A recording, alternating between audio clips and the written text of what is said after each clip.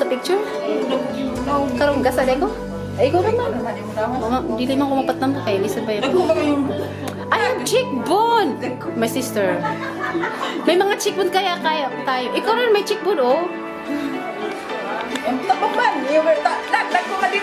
Sa picture lang yan, sabi ng kapatid ko, may mga cheekbone kasi kami. Kaya pag mag-smile. Gusto mo lang ka ba?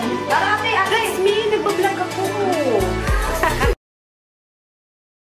Guys, andito kami ngayon sa Mapoyo Cemetery. Binisita namin yung kapatid ko na namatay last week. Dito siya nilibing sa Mapoyo Cemetery. So, andito kami para dalawin yung kapatid ko na hindi na namin naabutan nung umuwi kami kasi nailibing na siya. So, ito na yung iba. Malaki ng pinagbago ng cemetery dito sa Mapoyo. Hindi na tulad ng dati ng patong ang mga ano dito, kabaong. Ngayon hindi na giniba na at saka tinanggal na yung body, yung mga bones. So ito na yung bago.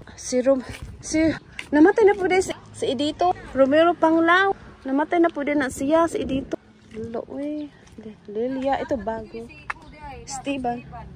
So dito tayo sa libing ng aking kapatid. Hindi ko na ano po, si Steven, patay na po. Si Steven Lorenzo? Dili, Steven Daria. Aspa ba ni Ilsa? Ako ni Risa, imong classmate.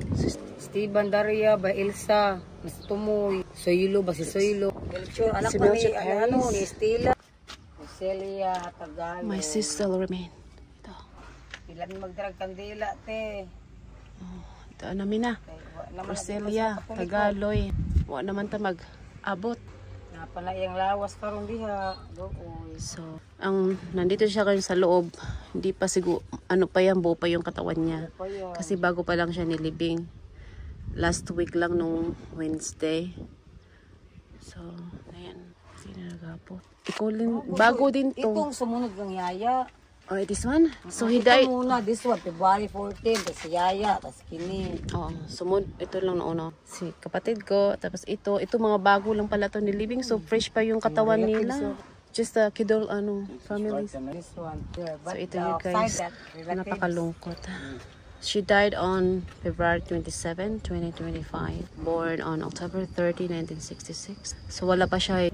Kung may bagong uling mamatay dito ulit ilibing. Pasok sa loob, duhak, buok na Dalawa.